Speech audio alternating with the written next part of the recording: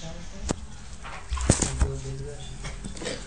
الله الرحمن الرحيم إن الحمد لله نحمده ونستعينه ونستغفره ونعوذ بالله من شرور أنفسنا ومن سيئات أعمالنا من يهده الله فلا مضل له ومن يضلل فلا هادي له وأشهد أن لا إله إلا الله وحده لا شريك له وأشهد أن محمدا عبده ورسوله إن شاء الله تعالى بغشك درثمد Şeyh Ebu Basir At-Tartusi hafizahullah'ın La ilahe illallah sözünün şertlerinden kitabı.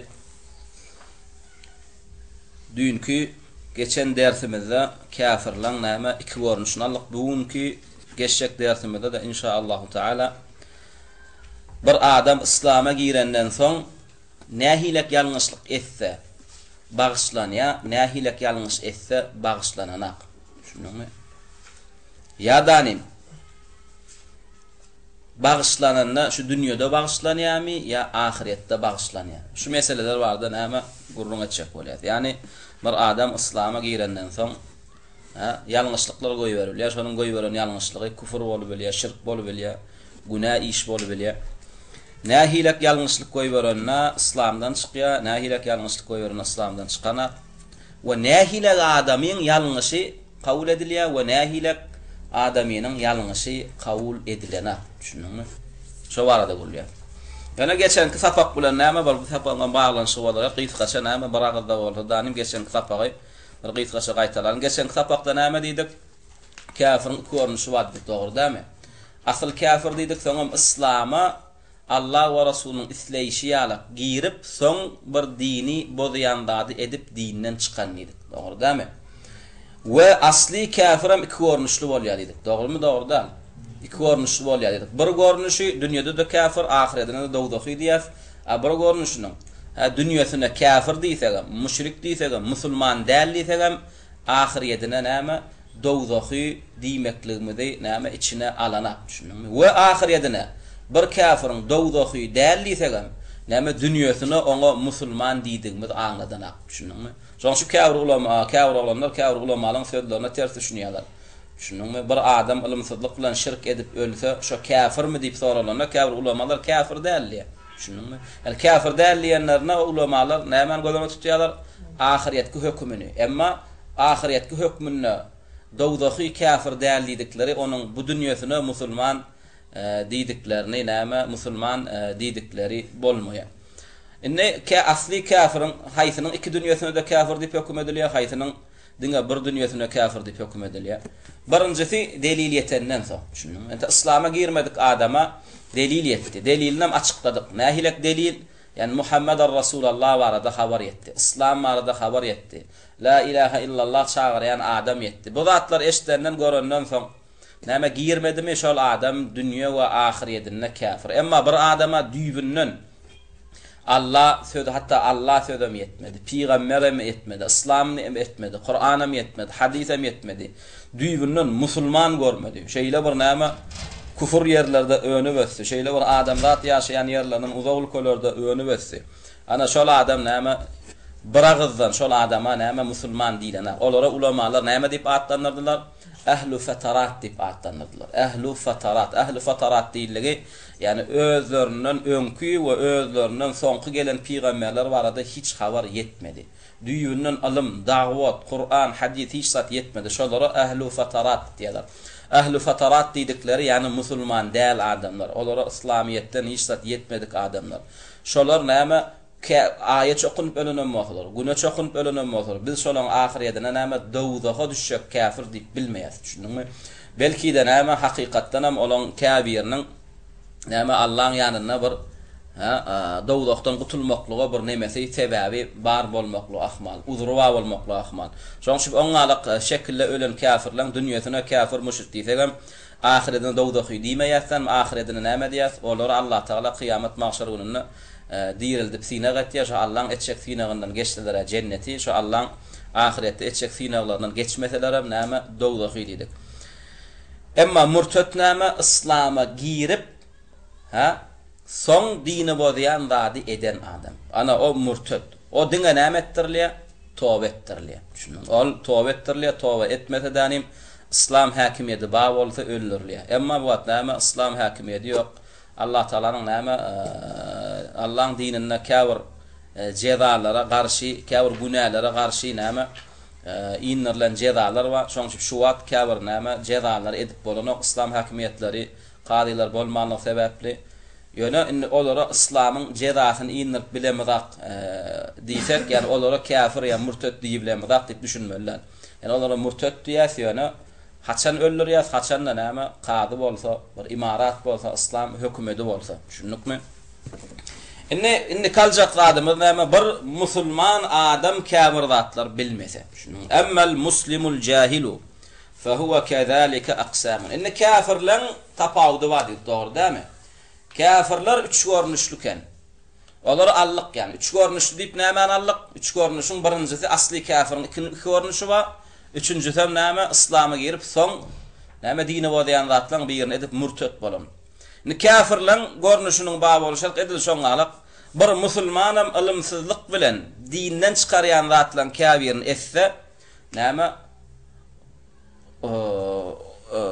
bir musulman adam ilmsizlik bilen bir dinden çykarýan zat etse şu eden zadyna göre bulanam öz näme tapawutlary bar. Düşündiňmi?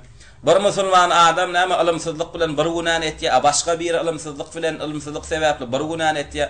Şularyň hemmesi bir derejede kâfirmi? Kâfir däl. Şunu açıklajak bolýar. Birinji bölegi. Bu ýanky şuň kaljak näme bäbimiziň aşagyna üç görnüşi bar. Ilmsizlik bilen näme musulman ilmsizlik bilen näme İslama giren adam kâfir günahlar etse şolaryň dört görnüşi bar. Birinji bilen birinji görnüş näme? Qismun dakhala al-islam lakinnahu yejhal ba'd usul at-tawhid aw ba'd ma yadkhulu fi ma'na al-ibadati li'ajzin la yumkinu daf'uhu. Şu wasfyň aşagyny li'ajzin la yumkinu daf'uhu. Bir adam ilmsizlik bilen kâfir dine degişli zatlary, tawhide degişli zatly bilmese sebäbem li'ajzin la yumkinu daf'uhu. Şu wasfyra şoň aşagyny.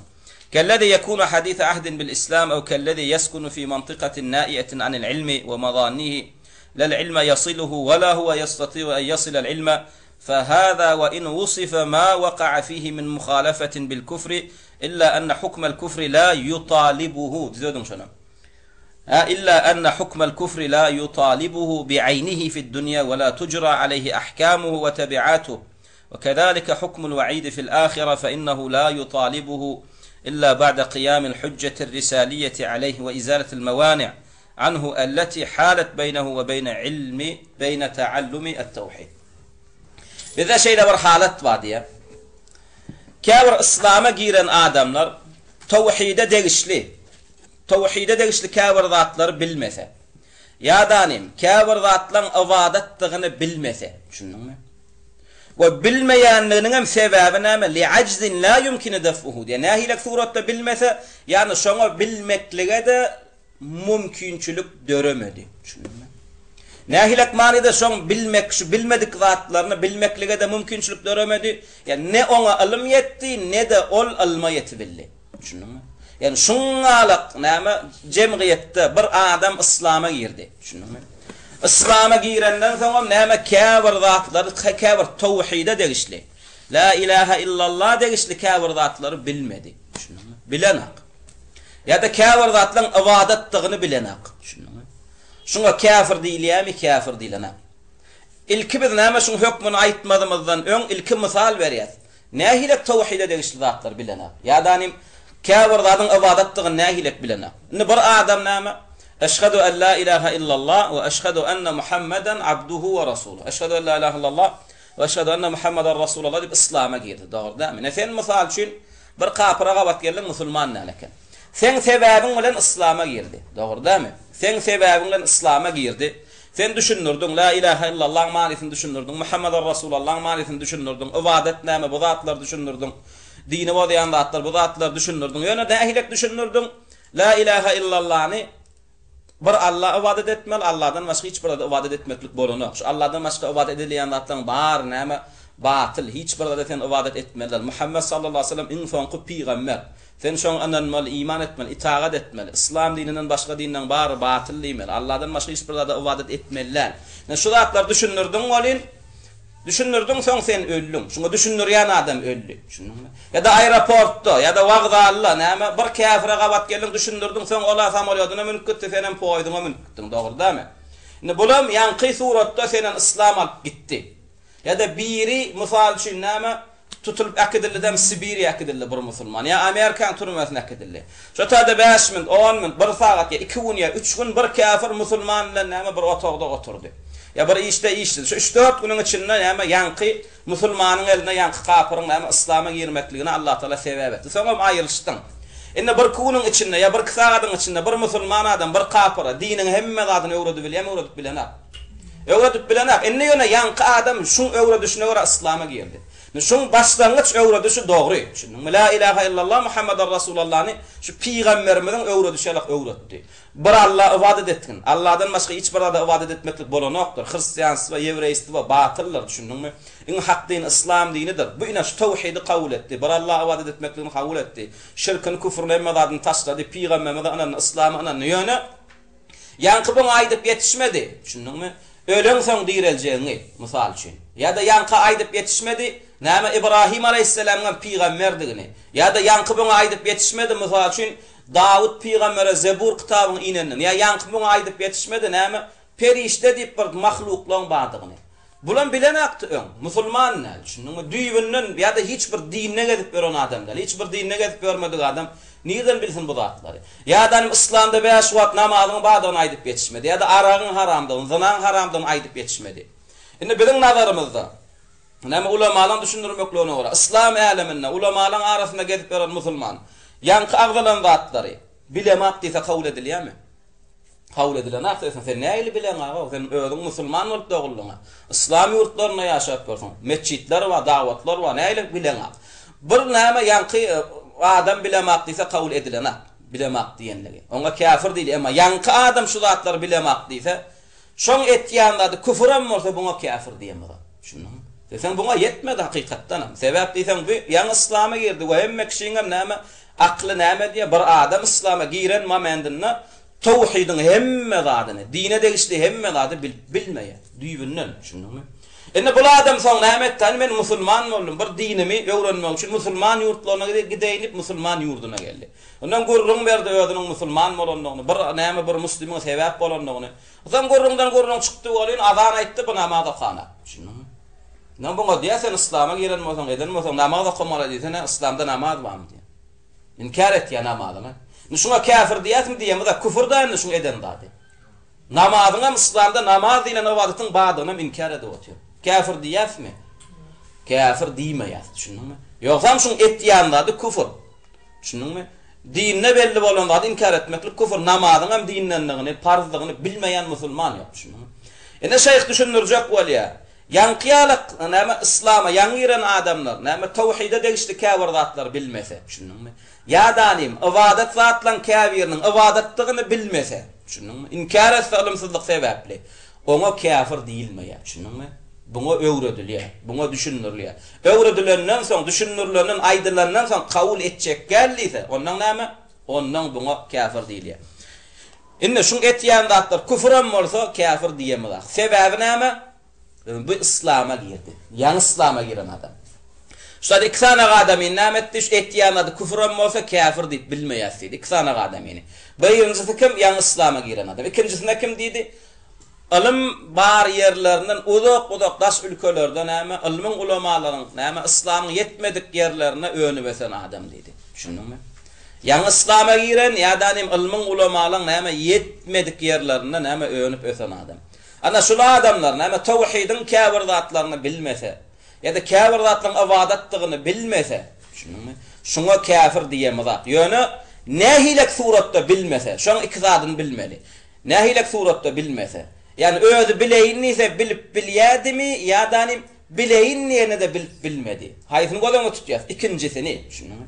Emma bir adam ilimsiz yani bu ilimsizligine sebäp özü öwrenýän ise ulamalar bar. Öwrenýän ise kitaplar bar. Yani özü bir perway boldy, i'rad etdi, ýüze wurdy. Şoň üçin ilimsiz galdy. Düşündiňmi? Ana bu adam bilemek diýse bagışlanak, bilemek diýse de bu kafir bolýar. Yani bu özünü bilmesizligi erdi. Emma bir adam biljek, öwrenjek, gyzyklanjak ýöne Näme? Öwrenöýün niýenne ýok. Düşündiňmi? Ne alyma ne buna alym ýetdi, ne de bu alyma ýetibildi. Düşündiňmi? Ana ýanky ýalak suratda bir adam islama girip tawhide, dine, ibadete käbir degişli zatlar bilmesizlikden etmese, inkar etse, ýa-da näme ilymyň ulamalaryň İslam dawatlarynyň uzak ülkelerinde, İslam dawatlarynyň näme uzak ülkelerinde bir adam öňü besse. Düşündiňmi? Öňü besen bolsa, bir musulman öňü besen bolsa, näme tawhide degişli, dine degişli köp zatlar bilmesizlikden etmese de biz ona näme diýäs? Musulman diýäs, kafir diýmeýäs, tä düşünürýänçä, öwretýänçä. Düşündiňmi? Düşünüremizden soň, aýdamyzdan soň, ha? Etmedi, yüze vurdumy, eýýän bu musulman bolmaýar. Düşündiňmi? Ama kafir näme murji'alar ulamalar şu sözünde näme diýip düşünýärler? Bir adam bilimsizlikden şirk etse de näme müşrik diýilmeýär diýip düşünýär. Ýa o däl, bäde şirk girenä. Düşündiňmi? Aslı usulü din girenä. Düşündiňmi? Tawhid şirki bilmeýän. Yani bir Allah'a ibadet etmeliligini bilenä. Düşündiňmi? Ve Allah'dan başga zatlara ibadet etmekligiň şirkdigini bilenä. Şoň üçin şirkden hem gaýdanak, tawhide de gelenä. Bu adam düýbünden islama girdi hasaplanana. Bu adam musulman hasaplanana. Bu la ilahe illallah diýenem bolsa, namaz okap, zekat berýänem bolsa, bu adam musulman näl? Bu adam müşrik, düşündiňmi? Bu hiç ibadetem kabullar. Ýa-da bärde näme bir adam ilmsizlik sebäpli tawhide degişli käbir zatlary, ýa ibadete degişli käbir zatlary ilmsizlik sebäpden etmese, bilmese, inkar etse, şoň ilmsiz bolmaklygynyň hem sebäbi näme? Ne ilim ona yetti, ne ilyma o yetti. Düşündiňmi? Düýbünden şoňa ýaşaýan näme jemgyýetinde ýaşaýan ýurdunda ilim öwrenmekligi, haka yetmekligi hiç şert döremedi. Düşündiňmi? Dören bolsa bu biljekdi, öwrenjekdi. Ýöne şert bolmady buňa, mümkinçilik bolmady ilyma haka yetmekligi. Şo sebäpden hem diniň käbir zatlaryny näme inkar etdi. Ya tawhide käbir degişli zatlar bilena. Şoňa kafir diýäsmi, seret diýäs. Şula adam musulmanmy? Musulman ýurtlaryna öňü bessem, ilmiň ulamalyň bar ýerlerine öňü bessemi, ýa-da ýangy islama girip, ýa-da näme diniň islamyň barmadyk ýerlerine öňü bessi. Seret ýaz. Ýangy islama girdi, täze islama girdi, ýa-da diniň ilmiň näme barmadyk ýerlerine öňü bess. Ana şu adamlara kafir diýip bolmaýar. Bu adamlara näme muslim diýäs, tä öwretýänçek düşündirýänçek. Indi misal berýäs. Tawhidin käbir zatlaryny bilen. Bir adam islama girdi, bir musulmanyň sebäbi bilen, ha, eşhedü en la ilahe illallah Muhammedun Resulullah diýdi, islama girdi, itiqad etdi. Ýöne buňa düşündirenlerine näme periştelere iman etmekligini düşündirip ýetişmändirler. Şey dibem näme perişteni inkar etdi. Bir musulman gördük, on periştanyny näme? Yani perişte we Cebrail we Mikail we diýatyn. Näme Cibril, Mikail näme? Men perişte diýilýän ady bilemapdy. Kafir diýäsmi şu adama? Kafir diýmeýär, seret diýär. Şu men Cebrail, Mikail, perişte diýilýän ady bilemak diýen adam musulman ýurtda öňü bessimi? Ya kafir ýurdunda öňü besen bolsa, ilim hak dawat yeten ýerdimi, yetmedik ýerde, şoňa seret diýär. Musulman ýurtlaryna öňü bessi, ya kafir ýurtlarda öňü besen bolsa, ilim hak dawat yetdi, alaýyny ise yeteyni ise yetibilýärdi. Şo taýlarda öňü bessi, buňa kafir diýilýär. Özün islama ýönkäýän bolsa, buňa kafir diýilýär. Emma gördük wagtda bu adam täze giripdir islama. Ya da ilmiň ulamalaryň yetmeýän ýerlerine öňü besipdir. O özü yeteyini ise de şoň ýaşan näme şertini mümkinçilik ýok, haka alma yetmeli. Buňa näme diýäs? Kafir diýmeýäs buňa. Buňa näme diýäs? Sen musulman diýäs. Sen şu diýen islamyňda näme imanyň alt rukny bar. İmanyň alt ruknynyň biri periştelere inanmak. Şoňa perişte diýen bir mahluk bar. Şunumy? O periştelerin iň esasy Cebrail, Mikail, olar nurdan ýaradylar. Sen şoňa da hükman iman etmeliýäs. İman etdimi? Bolla alhamdulillah. Bu çyndanam şunu bilen islama giren adam. Emma aýa men iman etjekkä o zatlara diýse, ondan näme diýäs buňa? Sen murtet diýäs. Şunumy? Sen murtet diýäs. Ya da alim perişteler bilýän ekenlärim aragyňdan haramdygyny bilen akan. Şunumy? Ya bu zatlar bilse de namaz näme, haç näme, zekat näme, roza näme hiç tadı bilene. İnke bir adam ha sen men ya ol namaz farzal, namaz yok, haç yok, roza yok, zekat yok diýsek näme bolýas biz? Biz murtet bolýas, dinden çykýas. Emma her bir şu zady inkar eden adam kafir bolýarmy? Kafir bolanok, seretýär. Ýa-ni islama giripdirmi? Seret yer. Yani İslam'a giren bolsa belki bunu aýdyp ýetişenler. Belki öğrenip yetişenler. Şoň üçin ýanky zatlar inkar edenler sebäpli buňa kafir diýmeýär. İnkar edenler de küfür bolsa. Şunu şey etmekle küfür bolsa. Şunun ya da anim gördük baktık näme o Sibiriýada ya da mysal üçin ýere bir diniň barmadyk ya da diniň näme barmadyk ýerlerine önü basıpdyr. Şunun buňa ýa mümkinçilik ýok. Diniň barmadyk ýerine nerden bilsin bu dine degişli zatlaryň näme diýeni. Şunun bu adamlara näme kafir, müşrik diýmeýär. Şunun bulara kafir, müşrik diýmez. Bulara hükmani suratda şu inkar etýän zatlarynyň dinnenligini yetirmeli. Şunun sen şu wagt namaz sen giren dininde bar diýär. Sen hükman 5 wagt namaz okaýmaly. Şunun sen şu 5 wagt namaz okamasaň zekat, hac, farz şulaň farzlygyny Allah tarapyn farz edilen iman etmeseň sen musulman bolanok diýip düşünürýär. Aýdamyzdan edemizden soň kabul etdimi? Alhamdulillah. Şunu bilen İslam'a giren adam bir. Yok men bu zatları etjek gelidimi? Murtet diýär. Şunun mu oğlum? Indi şu aýda ýanky ilmsizlik bilen bir küfre düşýän musulman adama kafir däliýän bäbimizde kafir zatlar belläp geçmeli. Birinji bilen şu kafir zat küfür bolsa da bilmesizlik sebäpli etýän edenem bolsa kafir diýmeýär diýen zadymyzdan iskulçenler var. Aslı usulü din girenak bu bäbe. Şununmy? Aslı usulü din girenak. Asıl tawhid şirk bilmeyen girenak. Şununmy?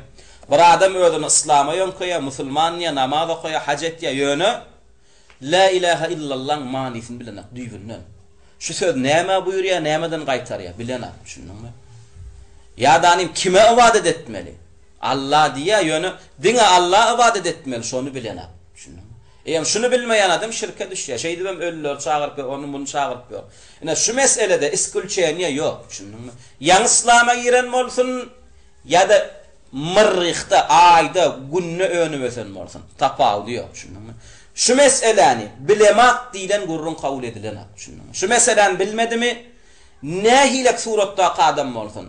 Ne hilek cemiyette önü vesen olsun. Ne hilek näme şertlerde yetişen olsun. Yankı meselen bilmeyen adam hiç kaçan dünyada musulman değil ana. Şunun ama ahiretin o açıklaması var şunun. Ama dünyasını hiç kaçan musulman değil ana. Şunun. Yankını bekbellen. Aslı usulü din. Aslı usulü din ibn Ahmed diyar. Eşhedü en la ilahe illallah, eşhedü enne Muhammeden Resulullah. Şun dürst tefsiri. Şunun. Şun dürst tefsirini bilmeyen adam. Ve bir Allah'a ibadet edip Allah'dan gayra ibadet etmel değerliğini bilenak. Tawhid näme, şirk näme bilenak. Şunu bilmeyen adam kim olsa şo olsun. Nirde össe şonu össün. Şununmy? Allah'ım yetsin yetmesin. Şu adı bilenak mı? Şu adama İslam adı berilenak. Musulman diýmek bolanak. Şununmy? Şuna musulman diýmek bolanak. Emma bunun aşağıdaki zatlar, kafir şu tawhide degişli zatlar. İnne eşhedü en la ilahe illallah, eşhedü enne Muhammeden Resulullah diyen adam. Perişte alemine ananmalı mı ananmalı? Ananmalı. Emma bir anananak. Bir adam gördük, özüne musulman. Eşhedü en la ilahe illallah, eşhedü enne Muhammeden Resulullah diye. Tawhide biliyor, şirki biliyor. Yöne gördük, onu bir perişten inkar edip otuyor. Gönü kafir diyez mi? Seret diyez. Seret diyez. Musulman yurtlarını önü bestim şu adam. Seret ya. O musulman yurtlarını önü vesen bolsa, bu hal ýagdaýyny açıklamasızdan sen kafir diýär. De perişte go iman etdiýänçe. Sen kafir diýär. Ýa-da seret diýär, şu kafir yurduny önü vesipdir. Ýöne şotak hak dawat ilim bardy. Önü vesen yurdu, kafir yurdan bolsa, İslamyň dawaty etdi. Ulamalar ba, haky bileýindi. Şotaýda da şol adam bilip bilýärdi. Şunuňmy? Ýöne onu da aýmen bilemek, perişteler bilemekdi. Açıklamazdan buna sen kafir diye düşünün. Emma üçüncü adam gördük baktık näme ýaňy İslam'a giripdir. Düşünün. Ýaňy İslam'a giripdir, buna kafir diýmeýär. Düşünün. Ýaňy İslam'a giren adam belki aýdyp ýaşaýanlar. Düşününmi? Belki wagt bolanlar buna düşündirmäne. Ya da näme ölü wesen ýerine buna ilim almaklygy mümkinçilik görmeýändir. Şert tapylmandyr. Ana şu 3-nji 4-nji adamyň hakynda näme howluk etmez. Ama birinji ikinji adamyň hakynda näme gönü hökm etýär, murtet diýär. Emma 3-nji 4-nji adamyň hakynda näme etýän zatlaryna küfür diýsek hem özlerine kafir diýmeýär. Näme üçin Sebäp diýsen, buň şu zady bilmesizligine hakykatdan hem näme sebäp bar. Ýa islama giripdir, täze islama giripdir. Ýa-da buň öne götüren ýerine ilm almana şert bolmanda. Ne hak ýetipdir, ne bu hakka delile ýetişip bilipdir. Şunuňmy? Şunuňmy olanlar? Ne buňa delilimiz näme? Bize delil gerek, dogry dämi? Delilimiz Huzayfa radıyallahu anhu hadisi bellen onu. Bu hakyň delili, emma murci'eler bu hadisi şübhe edip ulanýar. Huzayfa radıyallahu anhu bu näme diýär? Bir döwür geljek diýär. Yani musulmanlara bir döwür geljek diýär. Şu döwürün adamlary la ilahe illallah'dan başga zat bilmezler diýär. Namaz näme bilen aklar, zekat näme bilen aklar, haç näme bilen aklar, roza näme bilen aklar. Diňe la ilahe illallah şu sözünü bilýärler diýär. Ve özlerim aýtýar diýär şu döwürün adamlara. Bilmesizligimiziň sebäbi ata-babamyzdan bize galan zat şu. Şundan başga zat bize öwretmediler. Şundan başga bize ýalat yetmedi islam marada. Atam babamyň bana öwredip ýetişen, "Ada oglum sen musulman, ene de şu la ilahe illallah." Bundan başga zat öwredip bilmänler ata-babam. Buňa da şundan başga zat yetmänler. Bu diňe şu la ilahe illallah'dadır. Tawhidde, şirkde däl. Şunuňmy? Ene Huzayfa näme diýär? Bular la ilahe illallah'dan başga zat bilen aklar. Ne namaz, ne roza, ne haç, ne zekat. Ondan bu ýanky Huzayfaň bu sözüni eşden okuwçysynyň ady näme? Sila. Siladan sila rivayet etýär bunu Huzayfadan. Ondan Huzayfaň ýanky gurrungyny sila diýen okuwçysy eşdiýärdi. Näme diýär Huzayfa? Ya Huzayfa diýär. Bu adamlar namaz bilmeýän bolsalar, haç, roza, zekat bilmeýän bolsalar, hey bulara da la ilahe illallah peýda etsegermi diýär. Şunuňmy? Gaýtan bu hadis murci'elere garşy. Şunuň bize delil bi. Ýanky sila näme diýär? Ya Huzayfa diýär. O näle musulman bol. Bu zatlaryň bilmeseler bolarmy o diýär. Şunuň. Soňam diňe la ilahe illallah diýeniň bilen şu zatlary etmeseň, bilmeseň peýdasy barmy la ilahe illallah? Ay mena pikir etdiýär ne görýän geň alýasa ýan sila geň al. Ay bulara onu la ilahe illallah'ın peýdasy diýmez diýär. Ona ýanky sila 3 gerek da gaýtalýar. On Huzayfaň gahar gelip näme diýär? Garaň aqsada sila diýär. Şolara la ilahe illallah peýdasy ahiretde diýär diýär. Şunuňmy? Sila diýär, sen garaň aqsada diýär. Şolara la ilahe illallah'ın peýdasy diýär diýär. Şoň şu ulamalar ýanky hadisden näme çykardylar? 2 tane peýda çykardylar. Şunuňmy? 2 tane peýda çykardylar. Birinji peýda şu biziň sahpamyzda degişler. Onu alyat ikinji peýdada näme? Sahabalara, tabi'ilere la ilahe illallah ne edip düşünürlü şu peýdasy çykýar. Birinji peýdasy näme? Görýänmi Huzayfa diýär, olara şondan başga zat yetmedi diýär. Şunuňmy? Olara islamdan yeten zat diňe la ilahe illallah. Şunuňmy? Başga zat yetmedi. Ne islamda namaz var, zek yetmenler bak bir şey. Bular yeten bolsalar gaýym boljak-da, sen öýle aýdyp otyr. Bize yeten zat şu. La ilahe illallah başga zat bilen aklar. Şol şu ulamalar näme diýär? Bir adam, şunuňmy? Hakykatdan hem şoňa islamdan diňe la ilahe illallah yetdi, başga zat yetmedi. Ve on öýdem yetip bilmedi, öwreni bilmedi, şert göremedi, mümkinçilik göremedi. Şu diňe la ilahe illallah Muhammadar Rasulullah diýip şoňa bek duranlygy sebäpli, şonsyna gaýym bolanlygy sebäpli, isady bilmedigen bolsa musulman diýilýär diýilen. Musulman diýilýär diýdi. Şunuňmy? Musulman diýilýär. Ve şolaň la ilahe illallah'ın kıyamatda peýdasy diýýärmi şolara? Peýdasy diýýär. La ilahe illallah insanyna şolaň cennete girmeklerine sebäp bolýar. Näme üçin? Desem bulara näme mümkinçilik yetmedi ilmanmana. Şunuňmy? Bulara şundan başga zat yetmedi. Şunuňmy? Ene edil şu adam öňümizden bir adam çykdy.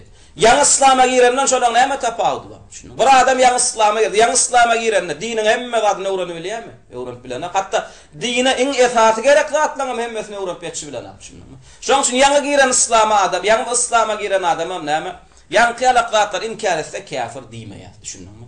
Soraýar, gardaş näme üçin sen inkar etýän bu zatlar? Ulam diýär men islama ýa girdim, o bilemä, öwredim diýär. Bolly gutardy. Etýän zadyna küfür diýsegem, ol adamyň öýüne küfür diýmeýär. Düşündiňmi? Yine bir delilimiz näme? Necaşi kimdi? Necaşi näme? Uzak ýurtlarda näme ýaşap beren bir musulman padşahdy. La ilahe illallah dine diýerler diýär. Awa. Onu şirkem etmeýär diýip. Ebeden şirk etmeýärler diýip düşünmeli. O şirk etýän adam müşrik boldy. Şunuňmy? Diýýär, bularda galamda dine la ilahe illallah. Şunuň dine sözü de la ilahe illallah. Düşündüňmi? La ilahe illallah diýerler, tawhidi bilýärler, bir Allah ibadet etmeliligini bilýärler. Allah'dan başga hiç sada ibadet etmeliler, onu bilýärler, düşündüňmi? Tawhidi bilýärler, şirk eden aklar ýöne ýanky beden amallary bar, namaz, roza yetmeýänler. O kanaklar namaz. Näme üçin? Sebebi namaz diýilen zadyň badygy ýok bilen aklar İslamda. Aýtmandylar, öwretmändiler. Zekat beren aklar, inkar edenlikler üçinler düýbünnün dinine zekat badygy aýdylmandyr bular, düşündüňmi? Ýöne musulman boljak bolan hukman şuna gaýym bolan la ilahe illallah Muhammedur Rasul şu yetipdir. Ata-babalardan başga da yetmenir. Bularam haqiqy şu la ilahe illallah Muhammedur Rasulullah näme? Allah we Rasulun isleýşelek ýapyşyp durlar. Manysine düşünýär, tawhidi bilýärler, şirk eden aklar düşündüňmi? Ýöne başga da bilen aklar. Peýdas diýýär şol la ilahe illallah diýýär. Düşündüňmi? Şeksiz şu böyle diýýär. Düşündüňmi? Inne edil şunlalyk. Öňümizden bir adam çykdy, o Sibiriýede öňüp ötüpdir. Ya da öňkünäme orsun koloniýadan ýurtlaryna, gumda, dagda bir ýerde bir kowm öňüp ötüpdir. Düşündüňmi? Käfirlerden ortadan gaçyp bir ýerde ýaşapdylar. Ulamalar ölüpdir, alimler, mollalar, ahunlar ölüpdir. Bir çopan çoluk onda munda galypdyr. Bir bulara da dinden galan zat la ilahe illallah. Düşündüňmi? La ilahe illallah Muhammedur Rasulullah diýerler. Özlerini İslama ýönkýärler. Tawhidi bilýärler we şirk eden aklar. Ýöne namaz bilene, düýbünden eşitmeýänler namaz diýen zady. Namazdan bilen aklar, roza, hajam bilen aklar. Bilseler etjekler, ýöne bilen aklar. Wapşe dinine şo zatlaň badygy yetmeýänler. Namaz we İslamda diýen aman inkar etdiler. Ýa bize bilemiz. Ýa sen bilmeýän bolsaň, ene şu hak delil ýetirýär. Delil ýetirip aýtýançak, düşündirýänçak bularyň etýän zatlar küfrem bolsa, bulara kafir diýmeýär. Düşündikmi? Delil ýa Hudayfaň näme gurrungaram hadisi. Indi birinci peýdamyda näme ýa-da biziň aýdanladymyzda delil. İkinji peýdasy näme? Bir adam musulmanlaryň arasynda ýa-da İslam ilminiň ýaýran ýerlerine öňüp ösen bolsa, düşündiňmi? Bunyň bilemek diýen zady kabul edilen. Birinji bilen, düşündiňmi? We diňe la ilahe illallah diýenem bolsa, la ilahe illallah'nyň peýdasy ýok. Düşündiňmi? Ýanky gurrun nirde Ýa-ni İslama girdi, ýa-da ýankylyk şertlerde öňüp ösdi. Ana o bagşlanýar. Amma bir adam näme musulmanlaryň arasynda öňüp ösdi. Öwrenýänisi öwreni bilýärdi, bilýänisi bilýärdi. We bilýärdem ýöne ýanky hadise daýanyp şişsat edene. Diňe la ilahe illallah Muhammedur Rasulullah şu maňa ýetýär diýe.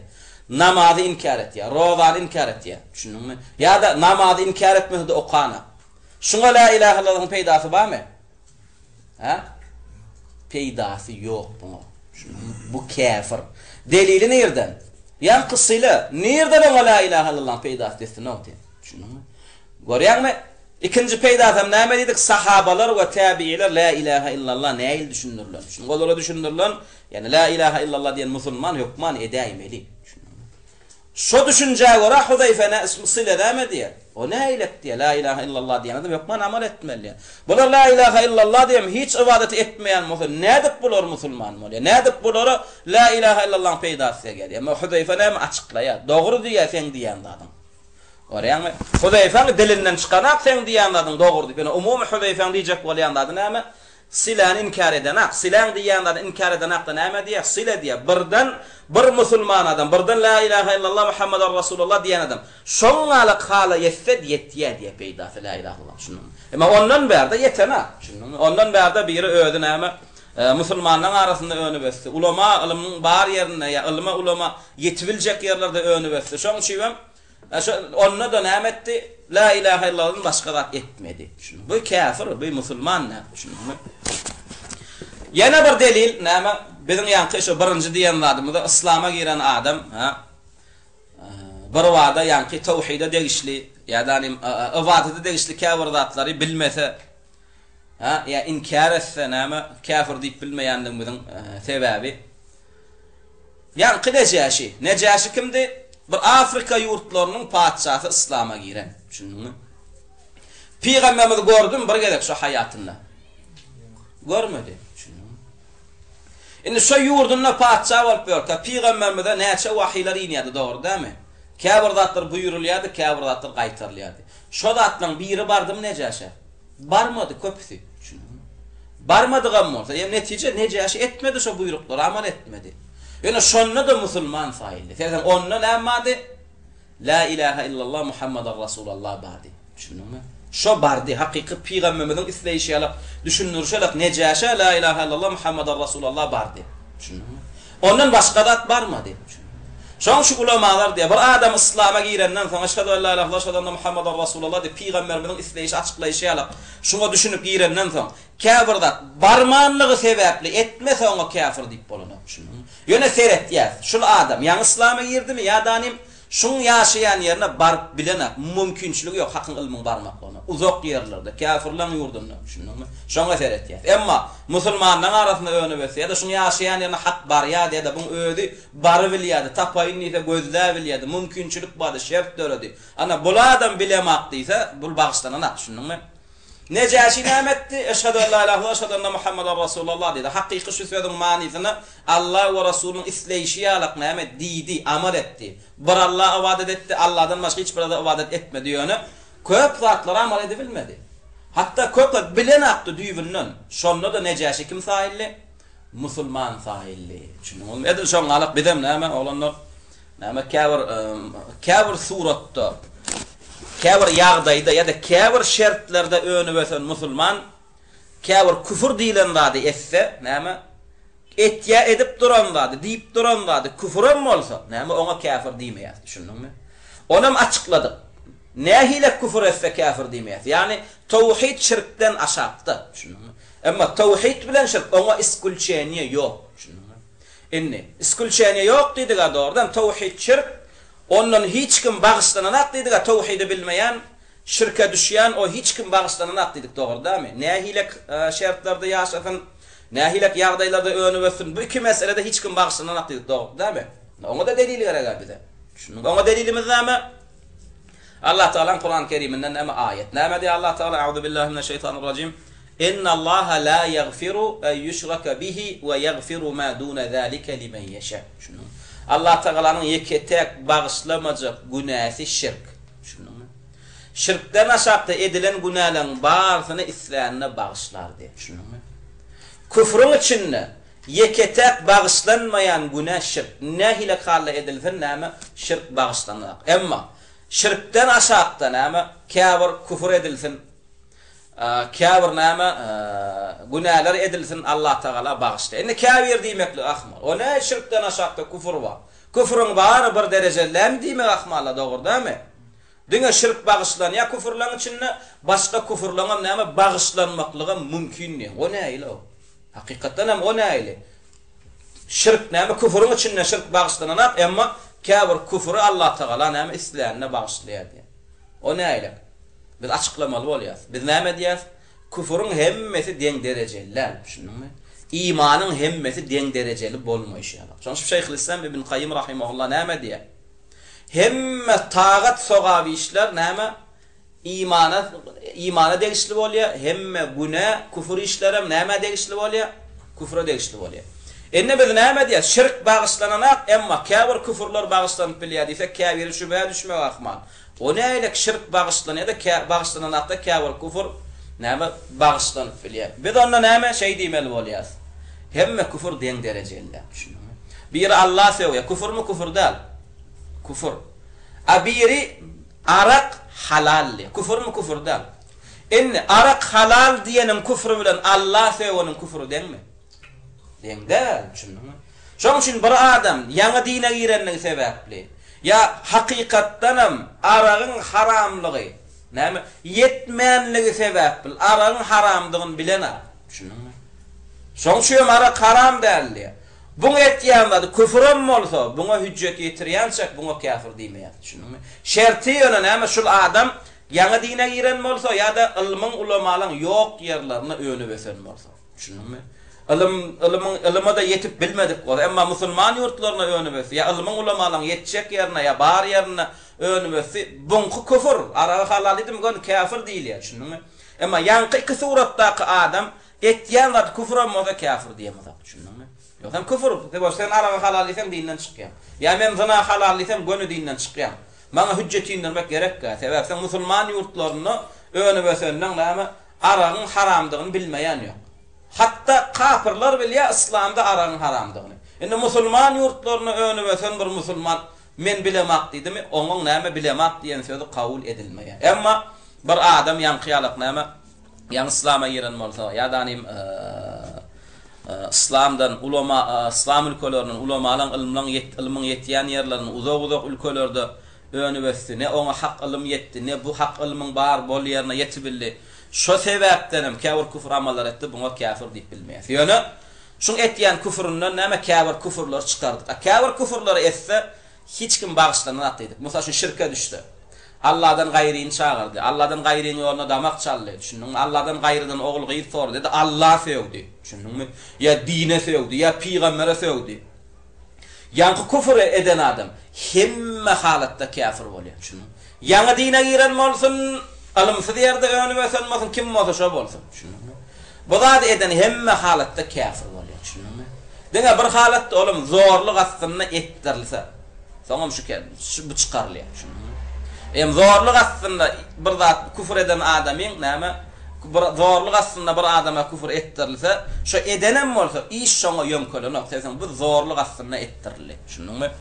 Emma näme ýanky şirkden, Allah sevmeklikden ýa-da mysal üçin peýgambere, İslama sevmeklikden näme aşaqdaky käbir dine degişli zatlar bir inkar etse tawhid degişli ýa-da käbir zatlaryň ibadatdygyny näme hakiki ilimsizlik sebäpde inkar etse bilmese ona kafir diýmeýärsidikde hüccet delil beyan etýänçe. Ýöne şol adamyň näme ilimsiz galmaklygyna, ilimsiz gezip ýörmekligine sebäp özi bolmaly. Düşündüňmi?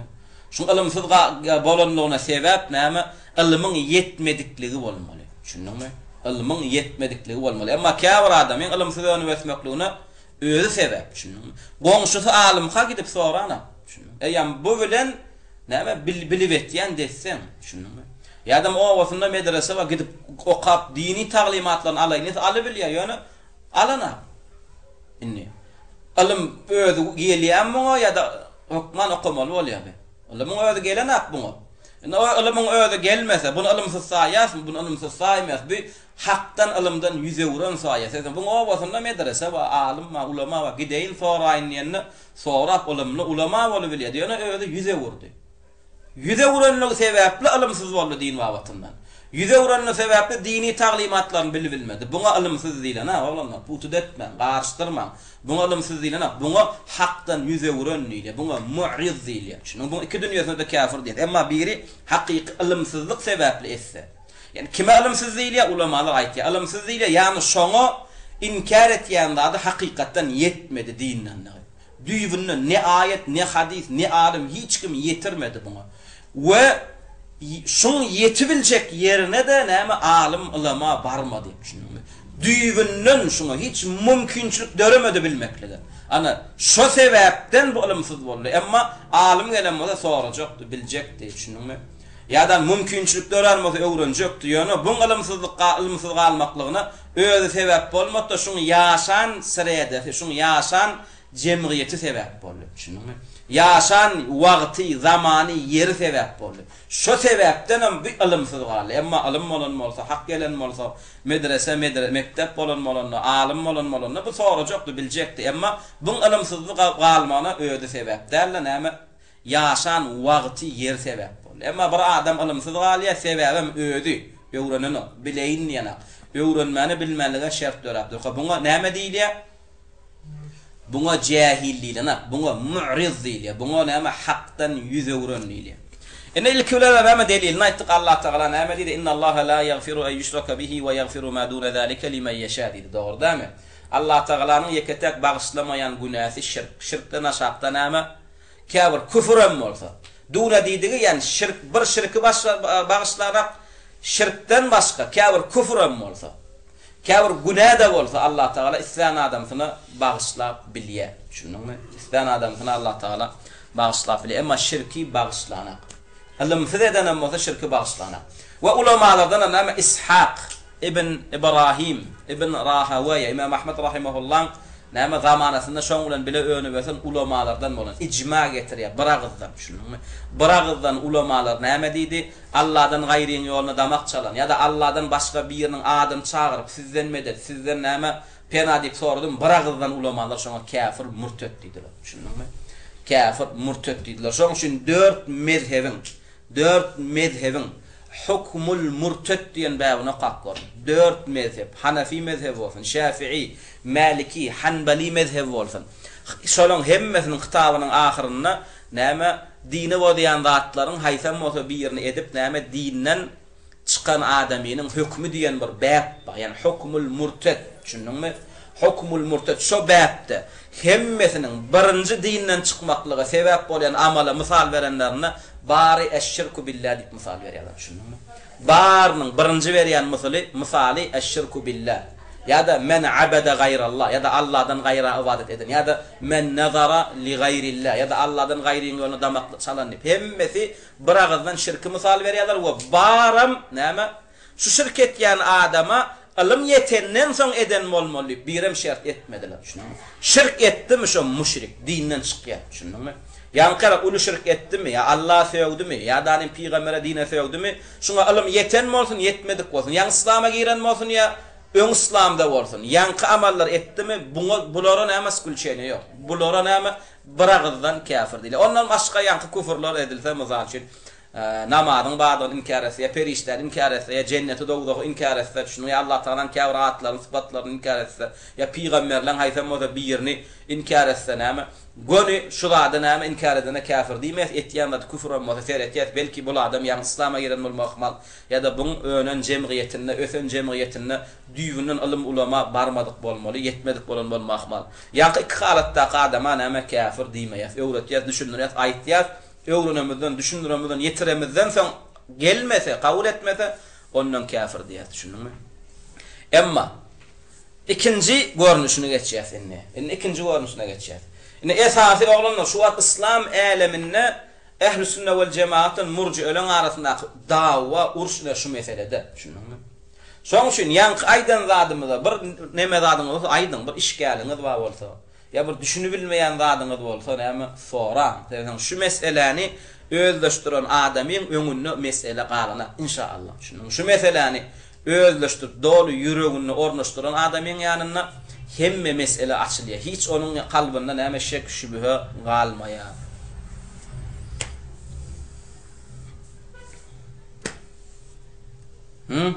Ya geçelim mi? Hadisin yüzde gelenini görmezmedik mi? Ay hadis o.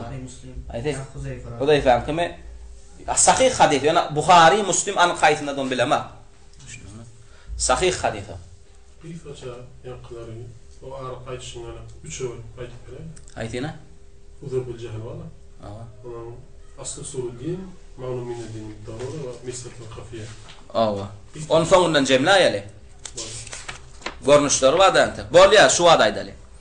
Enne näme diýdik bir musulman adam İslam'a girenden soň näme kafir etýän zatlar küfür bolsa oňa kafir diýmeýär. Onu açykladyk dogry, nähilek zatlar etse eden zat küfür bolsa kafir diýmeýär. Emma Allah söýmek, peýgambere söýmek, dine söýmek ya da şirk etmek bu meselede hiç iskulçeýne ýokdur. Kim bolsa şo bolsun näme oňa kafir diýilýär dedi. Indi ulamalar näme diýe başgaça aýdamyzda näme umumi dine degişli zatlar, dinin ilmi 3 bölüm. Düşündiňmi? Dinne kafir bilinmeli zatlar aslı usulü dine degişli. Düşündiňmi? Yani senin dine girmekliğine degişli zatlar. Aslı usulü din diýilýär. Düşündiňmi? Yani bir ilmiň näme bir bilinmeli zatlara aslı usulü din diýilýär. İkinci dereceli, yani şu birinci dereceli bilmeliler. Aslı usulü din, şu birinci dereceli bilmeliler. Dinne ikinci dereceli bilmeliler da näme diýilýär? Ma'lum mined-dini biz-zarura diýilýär. Ma'lum mined-dini biz-zarura diýilýär. Häzir soň üçüncüsinde aýdaly, ondan yeke türkmençe terjime etmeliyär. Birinci derecede bilmeliler da aslı usulü din diýdik. İkinci dereceli bilmeliler da ma'lum mined-dini biz-zarura diýdik. Üçüncü dereceli näme bilmeýän zada näme umur hafiye diýdik. Umur hafiye. Umurun hafiye. Enne birinji aýtýar. Aslı usulü din diýip näme gözeňe tutýar. Ulamalar aslı usulü diýenni şu gönüme la ilaha illallah sözüniň manysini degişdirýär, gözeňe tutýarlar. Düşündiňmi? Tawhid şirk. Bir adam İslam'a girecek bolsa birinji bilen hükman şu bir Allah ibadet etmeliligini bilýän bolmaly we Allah'dan başga hiç bir zada ibadet etmeli dälligini bilýän bolmaly. Tevhid näme, şirk näme şonu bilýän bolmaly. Şunu bilen bilmedik adam kelimesini çevirse da muslim saylanak, düşündüňmi?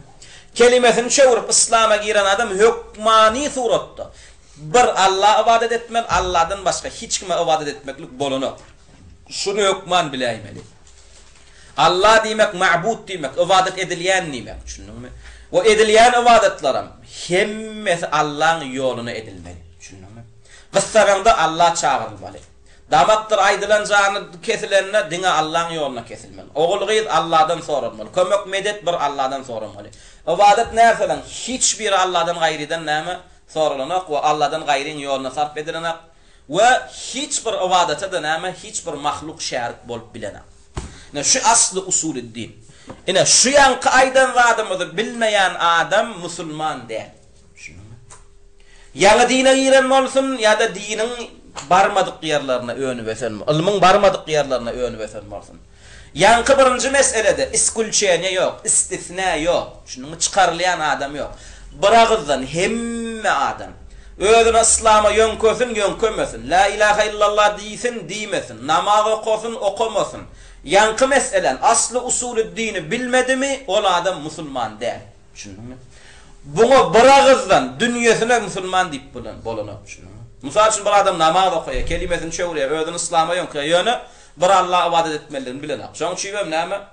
Şirket diye. Allah'dan gayri çağır ya. Buna gonu müşrik diye, sen musulman değil diye. Düşündün mü? Hani bir yan dine giren molaymasın o, bilmeyen molaymasın o. O gurrun bu meselede girenak bu gurrun. Düşündün mü? Ya da ilmin ulamalan barmadık yerine önü vesen molaymasın o. Bu gurrun bun hakkında yörenak. Düşündün mü? Bu meselede hiç kim çıkarlanak. Düşündün mü? Ama ikinci mesele ma'lum min ad-dini biz-zarura diýilýär. Ma'lum min ad-dini biz-zarura diýdiği näme? Umumi köpçülüklerin musulmanlaryň bilýän meseleleri. Ma'lum min ad-dini biz-zarura näme? Umumi musulmanyň alymam bilýär, näme alim dälen bilýär. Musulmanlaryň hemmesine näme şerik ilma ma'lum min ad-dini biz-zarura diýilýär. Şo odyň ýakýanlygyny, diňe odun üstüne işleyen ulamalar bilýärmi ya da hatta çağa da bilýärmi odun ýakýanlygyny? Hatta çağa da bilýär, şunu. Käbir näme meseleler we diňe ulamalar da İslamda. Hatta şeýle gezip beren adam bilýär. Şoňa ma'lum min ad-dini biz-zarura diýilýär. Başga ady näme şoň? Umur zahira diýerler. Şunuňmy? Umur zahira diýer. Şu ma'lum min ad-dini biz-zarura ikady bar. Yara ulamalar ma'lum min ad-dini biz-zarura diye aka halatda da näme kâr ulamalar umur zahira diýerler. Yani zahir açık zatlar, aydın zatlar, bilinmeyen zatlar değil şunu.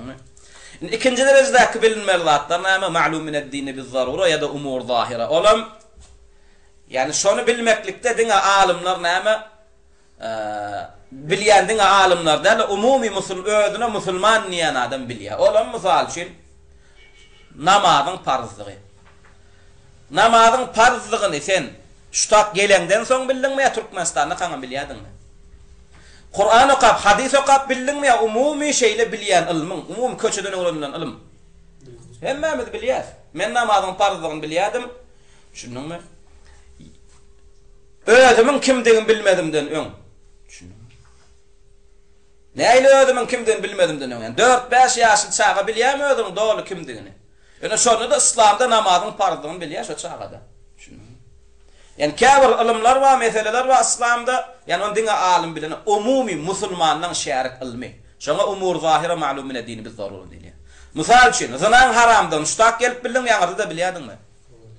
Alimiň öňünde oturup Kur'an hadis okap bildinmi ya da umumi öýden ejengden kakydan obagylam umumi ýaşaýan sirýadagdan jemgyýetinden öwrendinmi? Cemiyetden umumi ýaşap beren adamlaryň terbiyesi ýagdyna gurlanýan zatlar. Ana şunu inkar etýän adam, ýa-ni ikinji derejäni inkar etýän adam, ýa ikinji derejedäki ýa-ni agdalan zatlary bilmeýän adamyň hemmesi kafir bolup bilenär. Şunu bilmeýän musulmanyň hemmesi kafir bolup bilenär. Ýa misal üçin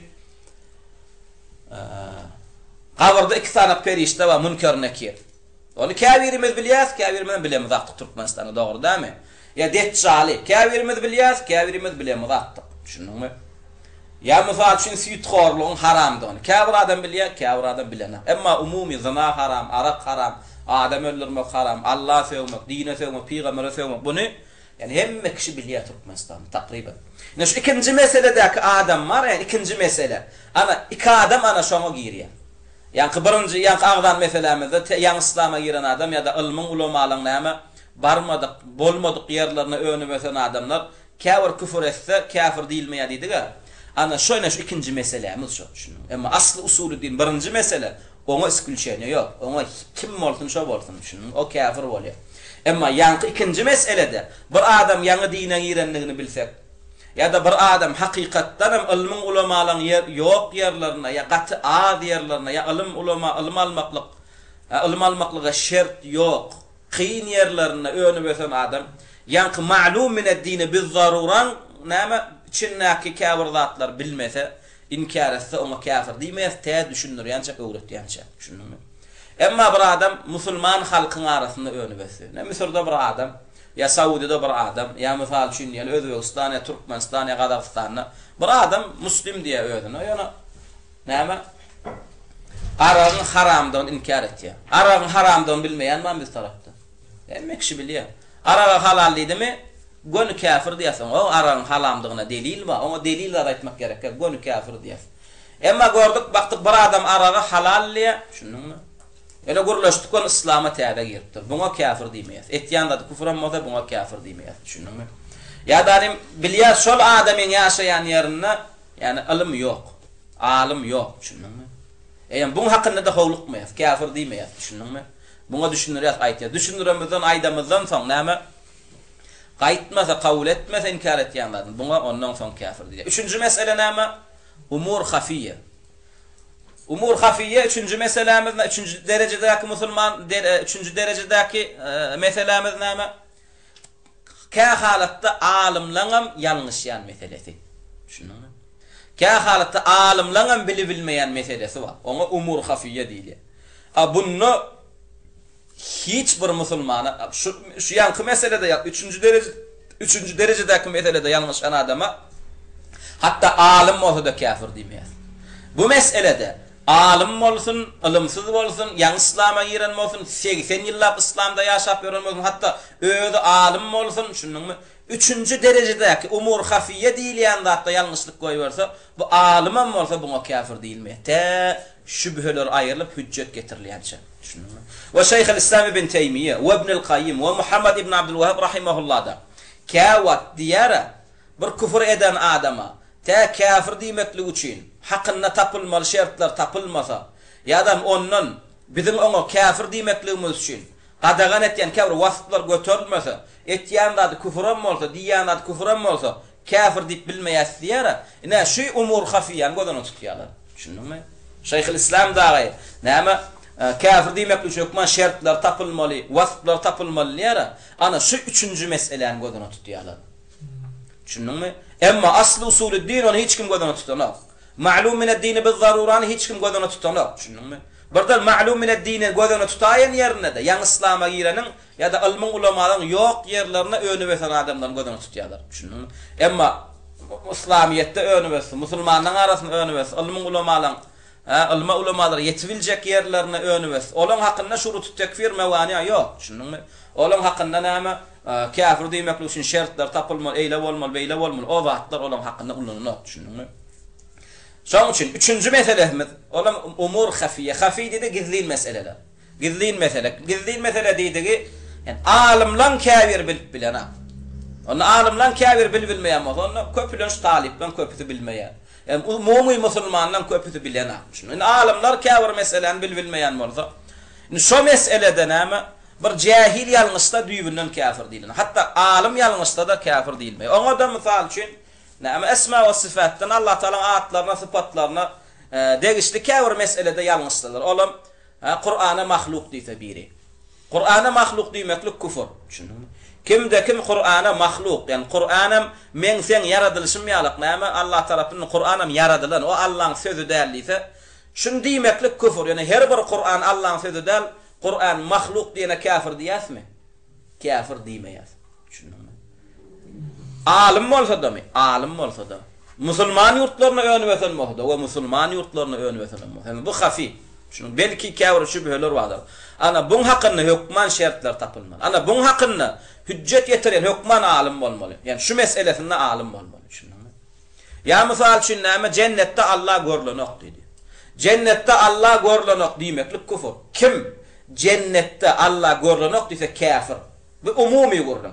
Emma plan dip at tutulur. Plan cennette Allah görlenok diye. Şu plana kafir diyes mi dimeyiz. Diyanda küfür olmasa kafir dimeyiz. Bu näme giriyor? Hafi mesele giriyor. 3. derecedeki mesele giriyor. Yani bunu hükman hüccet getirmeli. Bunu hükman delil getirmeli. Şübheler var olsa şüphelerini açıklamalı. Düşünebilmeyen zat olsa düşündürmeli. Eyyam bir adama yankı meselede delil getirecek olsan, şüphelerini ayıracak olsan, düşünmeyen meseleden düşündürmeli, açıklamalı olacak olsa, eyyam hükman alim olmalı. İn olmalı, şu meselede alim olmalı, alim olmalı. Ana şu murciyeler näme? Ulamaların sözüne düşünmen, hemme meseledeki düşündürýän da alim olmalı. Yo hemme mesele näme? Hemme zattan alim olmalı. Şu düşündürjek meselesinde alim olmalı. Şunu şu meseleden şüphelerinin hemmesini içen olmalı. Bar şüphelerine cevap verebilecek adam olmalı. Ana şoň ala adam bir yerine şüphelerini näme ayırmasa, düşündürmese, şoň etýände küfür olmasa kafir diýip bilemez. Şunu bir adam Allah Taala'nın näme cennette görlenok diýse, ya Deccal inkar etse, ya Mätini inkar etse, ya gabr azabını inkar etdi. Bu şüphe esasında bulara näme kafir diýilmeýär. Ya misal üçin näme şefaat inkar etdi, kafir diýmeýär. Ama şefaat inkar etmeklik küfür, şununmy? Şefaat inkar edenler kafir ayetlere ters düşünürler, şununmy? Bir ýeri şoň şüpheleme şefaat inkar etse, kafir ayetlere ters düşünüp, ya cennette Allah'ın görülýänini inkar etse, kafir ayetlere ters düşünüp, şununmy? Ya misal şunu ýelnäme Kur'an'a mahluk diýse, kafir ayetlere ters düşünüp, bu mesele hem hafi mesele bu, İslamda täze girenler İslamda doğanam var, hatta İslamda alim diýip tanalýanam bolsa, buna eýem hüccet indirmesinden, bunun näme hüccet şüphelerini ayırmasından bu adama kafir diýilmeýär. Şunukdamy? Şu birinji meselede bir musulman ilmsizlik derkarly, ilmsizlik sebäpli kafir zatlar inkar etýänam bolsa, şoň etýän zady küfür bolsa kafir diýmeýär diýdiga. Ýani 3 meselen haýsy gatlar girýär? İkincisi giriyor, üçüncüsü giriyor. Şunun ikinci bilen üçüncüsü giriyor. Birinci girene, şunun mu? Birincisi girene. Birincide tevhidi bilmedi mi? Şirki bilmedi mi? İbadette Allah'ın birliğine akmı? Şirk ettiği mi? Kim olsa şu olsun? Yan giren mi olsun? Edil şuat giren mi olsun? Şunun mu? O adam kafir. Ne şu kafir dedik seversen? İslam'a giren adam hükmar la ilahe illallah manasını bilmeli. Bir Allah'a ibadet etmeliğini bilmeli. Ama yo bunu İslam masalanlarına şunu öğretmeyen salıptırlar. Ona bu adama İslam'a girdi diýmeýär diýinden. Şunun mu? Tevhidin nämeden, şirkin nämeden düşündürmeýänler İslam masalanlarına. La ilahe illallah manasını düşündürmeýän salıptırlar. Yani dille la ilahe illallah diýip namaza godypdyrlar. Ya bu aslan dine girdi saýlana. Şunun mu? Bu näme Allah we Rasulunun ýanynda, ulamaların ýanynda bu dine girdi saýlana. Indi ikinji bölegi aýtýar. İkinji görnüşi. Yani birinci görnüşünde nähilek suratda musulman adam kafir zatları bilmese, etmese, şonun etýän zadyna küfür diýsegem özüne kafir diýmeýärsedik onu açıkladık. Yani açıklan ilmimizin yani ikinci, üçüncüsünü bilmese, ma'lumine dine biz zaruran bilmese ya mesail umur hafiyan bilmese, özüm İslam'a täze giren bolsa, şununmy? Ya danim ilmin ulamalyň ýok ýerlerine öňü besen bolsa. Ana buňa näme etýän diýen zady küfür bolsa kafir diýmeýärsidir. Ýöne şu taýda bir açıklama lazım oğlanlar. Şu täze giren ýani İslam'a giren adamam näme? İslam'ın ýok ýerlerine öňü besen adam. İslam taglimatlarynyň yetmedik ýerlerine öňü besen adam İslam'a girip kafir zatlar inkar etmese näme? Kafir zatlar inkar etse kafir diýmeýärsidir. Ama musulman yurtlaryň içinde ýaşap ýören bir kafir İslam'a girip namaz inkar etse ya aragy halal diýse, o ýa İslam'a giren mahda kafir diýilýär. Şunmy? Misal üçin şu taýda diýeli bir ors var diýeli. Şu taýynyň orslary bilenakmy İslam'da aragyň haramdygyny bilýärler. Bilenaklar İslam'da 5 wagt namazyň farzdygyny. Hatda Türkmenistanlyklar hem bilýär. Bizim orslarymyz bilenakmy İslam'da aragyň haramdygyny bilýärler. Doňuzyň haramdygyny bilenaklar mı? Bilýärler. Zynaň haramdygyny bilenaklar mı İslam'da bilýärler. İslam'da namazyň farzdygyny bilenaklar mı? Bilýärler. İslam'da namazyň farzdygyny bilýärler.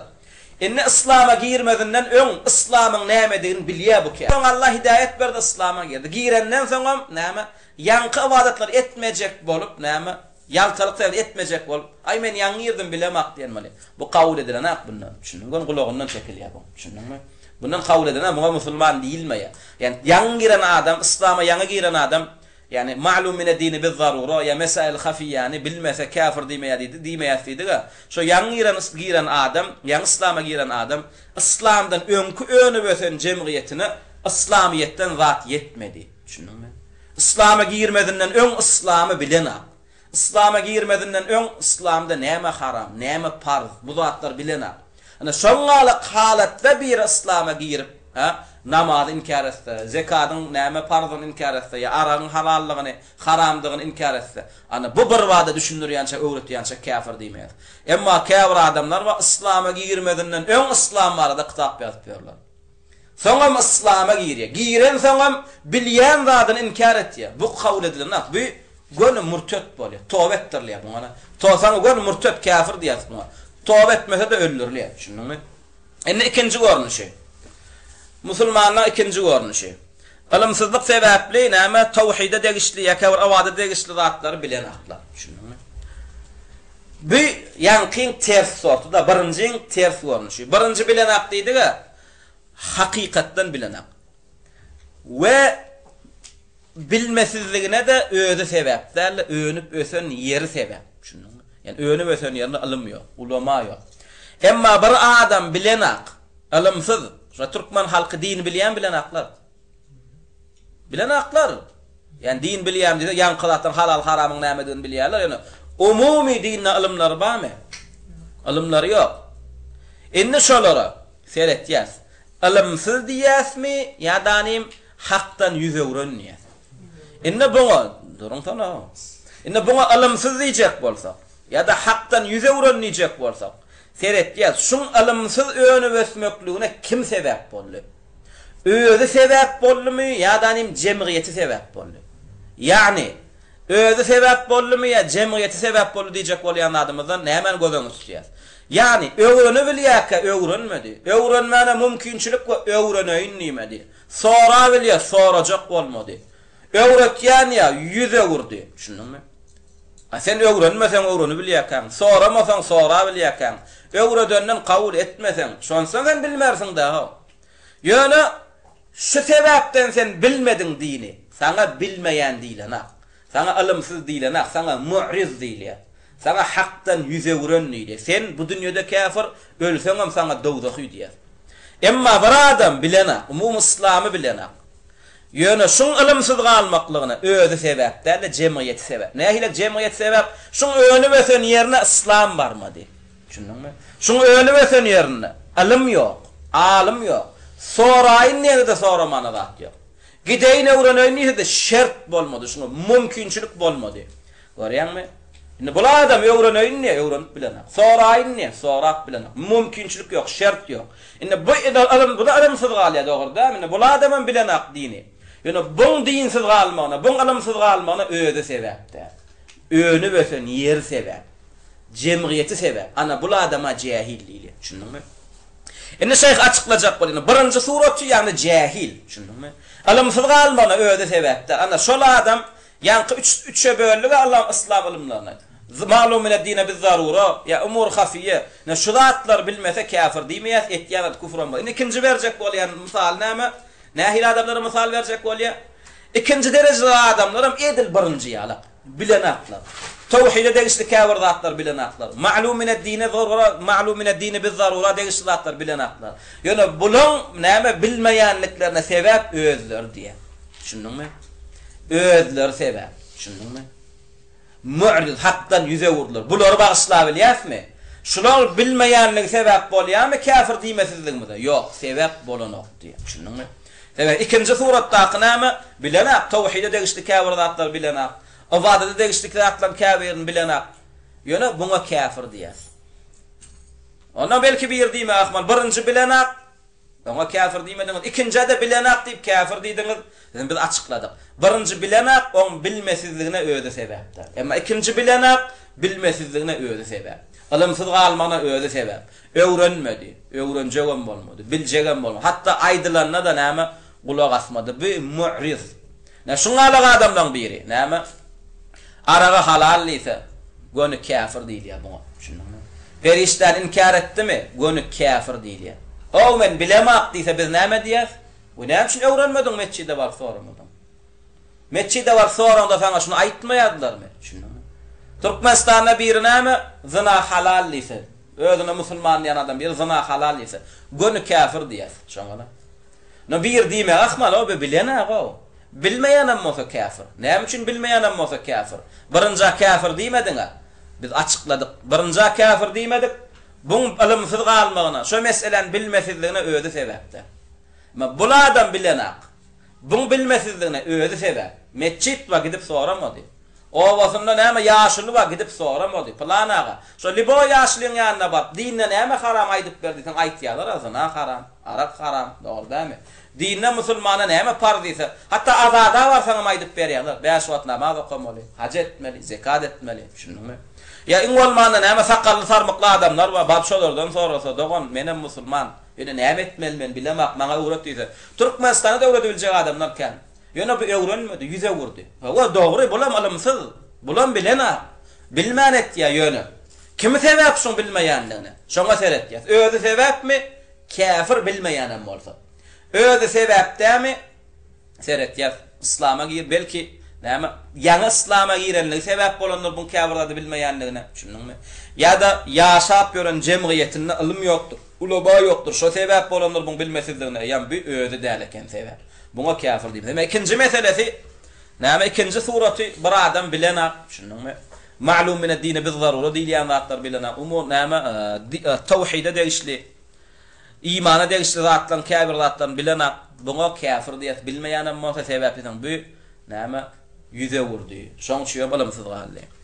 Qismun yejhelu ba'da usul at-tawhid we shurutihi ad-daruriyya allati la yasihhu al-iman illa biha an gayri ajzin. Görýärmi şoň aşaňçylyň? Birincide näme? Li ajzin diýdi, görýärmi? Abunna an gayri ajzin. Birinji suratyny ilm almaklyga ejiz boldy. Şunuňmy? Ilm almaklyga mümkinçilik göremedi. Şoň üçin bilmedi. Emma ikincide näme diýdi? Bilmedi ýöne mümkinçilik bady bilmekligi. Şo sebäpde de bilmedi. Şunuňmy? Ana buňa kafir diýilýär. Min gayri ajzin aw an ajzin yumkinu lahu daf'uhu law arada. Ýa-da näme? İslese mümkinçilik göredi bilýärdi öýdi. İslese ilm alaýyn, öwreneýin ise mümkinçilik tapyp bilýärdi. Ýöne onda da öýdi mümkinçilik öğretjek bolmady. Öýdi ilmsizligini göterjek bolmady, biljek bolmady. Şunuňmy? Ýöne näme? Lakinnahu la yef'alu, ýöne näme öýdi ilm almady, hak gözlemedi. İsaran lid-da'ati, oýnap gülüp ýörmäni. Öýdi oýnap gülüp gezjek boldy. Ay bilsem etmeli borna araw diýip näme? Öwrenmedi zanaň näme diýini. Ay bilsem etmeli borna diýip näme? Ok öwrenmedi namady. Şunuňmy? Şoň üçin biz şeýle bir adamlara gabat geldik. Kart oýnaýan ekenler. Şunuňmy? Bizem bu kartyň haramdygyny aýtdyk goýan näme diýip? Molla gayrat et indi şunga halal haram aýtmasana bir de diýdi ýankyna. Näme üçin diýsek? Öň ýanky şey diýdi. Wallahi men öň kartyň haramdygyny bilemakdym diýdi. Şoň üçin arkaýyn oýnaýardym diýdi. Indi haramdygyny bilemden soň oýnaýanmyn ýüregim murtisek bolýar. Dynany oýnaýarsan aýtmasana diýdi. Görýärmi? Bu kafir bolar o. Hakdan ýüze wurýar. Öň hedil edip keypini görýän ekenler-de. Indi oýnasagam oýnaýarsan şo sen haram diýen urruňyň dur diýende burtisek köseni oýnaýarsy. Köseni oýnama sen o. Taşlasan şu gayrat et bir aýtmasana şu zatlar diýe. O bilsem etmeli borny. Ýöne bilsem etmeli borny bilenek. Şuňa jahil şeýle jahillik ýanan bolsa bu hakykady jahil ilimsizler, bu hakykady mu'riz. Şunuňmy? Bu i'rad etýär, bu hakdan ýüze wurýar. Ne olmaz respublikadan orfun näme öňkü saýudan garaşsylanan halklaryna şo. Şunuňmy? Köpüsiniň haly şo, hemmesiniň diýmeli. Köpüsiniň haly şo, mu'riz. Ana şu sebäplerden näme bilmese, şunuňmy? Bu adamyň näme? Bu adama näme la yu'zaru bil jahli diýe görýär. Aşakdan ýokary 3-nji setir. La yu'zaru bil jahli. Bu adam näme? Yani ma'lum mined-din biz-zarura ya da aslı usulü-din ile anlatlar bilmedi mi? Bu adama uzur yok. Fe innehu la yu'zaru bil cehli. Biha bilenaken o bunu bağışlayas o deyip bilmeyaz.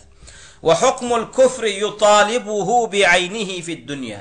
Ve dünyada da şoňa gönü kafir diyas ve fil ahireti lew mata aleyhi. Ve ölse de dowzahy diyas şoňa. Ve la yushtaratu li tekfirihi qiyamul hujjeti aleyhi. Ve o kafir demekli üçin hüccet yetirmegem hükmanda. Şunu hüccet yetmesizden buna kafir diyas. Näme üçin? Dedim buna hüccet yetti, özü almadı. Şunun Kur'an yetti, tercümesi bilen yetti, mescitler kuruldu. Şunun Allah tarafını her näme velayetin her ovasında Vehhabiler var. Şunun sonra aynı gidip sonra bilýärdi. Şunun Vehhabi diýsegem gözüňe tutýanlar olan hakiki musulmanlar var diýdim. Şunun Vehhabi hakiki musulman. Hakiki Vehhabi ýigrenmek, İslamy ýigrenmek. Şunun ve her ovada näme dinler tawhide gelmeli, bir Allah'a ibadet etmeli diyen adamlar var. Yani öldür öğrenin. Bileyin niye naklar şunun. Kur'an'ın tercümesi var. Yurttan çıkıp gelýärler, öňkälek koloniýa däl. Arap yurtlarına haja gidip gelýärler. Broşura paýlap berýärler, dogry dämi? Yani öldür öğrenin ýanak, edeýin ýanak. Mine bu adamlara hüccet gerekkä. Şunun. Ana murci'eler şübhesi şunna oglanlar. Murci'eler hakiki cahilden mu'ridin kimdigini bilen aklar. Şunun çyndan bilmeýän adam bilen näme? Özü hakdan yüze vuranlygy sebäpli bilmeýän adamyň tapawutlandyran aklar. Şunun murci'eler näme? Çyndan bilen akşul adam. We yetmedi şunu. We bir adamın bilen akyony bu çyndan bilen ak hataryna girerak da bu özü bilesi gelen ak. Şoň üçin ilimsiz gelip ber. Şol ikisiniň tapawutyny bilen aklar. Şunun bilem diyas, çyndan bilmeýänligini billikdäm şol adamynyň. Teret diyas, nämen bilenak? Aslı usulü dini bilenak. Ma'lum mined-dini biz-zaruran bilenak teret diyas. Aslı usulü dini bilýärde, ma'lum mined-dini biz-zarura. Ya mesail hafiýan bilenak. Buňa teret diyas, ýa İslama girenmedi. Ya hakykatdan hem näme şuňa önebesen ýerlerine ilim ulama yetmedik bolsa buňa kafir diýmeýäs. Bizim hükman şurutlary gerek. Buňa hüccet yetmeli, düşünürmeli, aýtmaly, şübheleri wagty şübhelerini aýyrmaly. Kafir diýmeýäs. Emma bir adam näme bilenak, ýöne bu çyndan bilmeýänden hataryna girenak. Bu bilenak özü bilesi gelenak. Özü bilmeýän, dini bilmeýänden hataryna gedesi gelýär. Bilsem etmeli borny, ýa-da opşa düýbünden gyzyklananak. Şunyň dünýäsi bilen, sewdasy bilen. Şuňul şogatlaryň bilenak. Buňa cahil diýilýärde, buňa bilmeýänden hataryna goşulyarda bu hakykaty kim? Bu mu'riz, hakdan yüze vurýan, bilesi gelmeýän. Şunyň bu bilesi gelmeýänligi sebäpli kim bilmeýän bolup galdy. Şunyň bu näme diýär? Şeyh ve la yushtaratu li tekfirihi qiyamul hujja aleyhi. Buňa kafir diýmekli üçin hüccet yetdimi, yetmedi. Bu gerek gal buňa. Buňa hüccet yetdi, ýöne bu hücceti özü kabul etmedi. Yüze vurdy. Ende bu diýen zadymyz buňa alyk bolýan bolsa, indi şu wagtda musulmanyň prezidentliğine hüccet yetdimi, yetmedi diýilýärmi? Ha? Indi şu wagtda musulmanyň prezidentliğine kafir diýmekli üçin hüccet yetdimi, yetmedi diýilýärmi? Şu wagtda musulmanyň prezidentlerine kafir diýmekligimiz üçin biri kafir diýär, ona hüccet yetdimi, yetmedi diýip sorag berbilýärmi? Sorag berbilemi da olara hüccet yetti. Şunumy? Ýöne kafirine hüccet yetmedigen bolsa, şoň özüne Allah tarapyn hüccete yetmekligi mümkinçilik döretdi. Şu prezidentlaň haýsysy haky gözläýini tapy bilen. Haýsysy alymdan sonra aýnysa sorap bilen. Ya haýsysy maňa Kur'an terjime edin diýende şoňa terjime edip berenaklar. Ya haýsysy maňa şu men peýgamberim mara Muhammed peýgamber näme çagyryp nämeden gaýtardy? Aýdyň diýende başaranaklarmy? Başarýarlar. Şoň üçin näme? Olary hüccet yetirmesizden kafir diýilýär. Emma murci'eler näme diýär? Siz prezidentde kafir diýen ona hüccet yetdimi ona diýen. Ona hüccet yetmedi. Ona hüccet yetirmek gerek däl o. O hücceti kabul edene. Üstüne de hüccetin önüne girmekligini qadağan etýär ýurda. Şunuňmy? Ýurduna hüccetin, delilin yetmekligini qadağan edip otýar. Şunuňmy? Kur'an okumak cenayet, Kur'an okutmak cenayet, Kur'an tanmak cenayet. Onun Kur'an'ı okutmakluk on yanına cenayet bolyan mı olsa, ona Kur'an getirmek näme hasap bolsun. Näme hasap bolsun. Gel men sana hücceti indirjek otur sen et yandadan küfür. Men sana ayeti indirjek diýsen, o naqiq Vahhabi ken ýerde o. Şunumy? On asly Kur'an öýüňde okutmak cenayet ona bar okumak näme bolsun. Şonu birde şunu olanlar. Çynnaky jahil adama näme hüccet getirilýär. Onam açıkladık yani iki suratını. Yani İslam'a giren ya da ilmin ulamaların yetmedik yerlerini önüversen. Emma yankı i'rad etyenlere, mu'rizlara hüccet gerek geldi. Onlara hüccet yetti. Kur'an'ın yetmekliği hüccet. Şunun olan hücceti näme? Bulugul Kur'an, bulugul İslam. İslam dininin bardygy yetti. Kur'an yetti, hadis yetti. Hakka davet etyen adamlar var. Her ovada näme bir hakiki tevhid adam var. Bollugy tordy onlara hüccet yetti. Enne üçüncü görnüşi.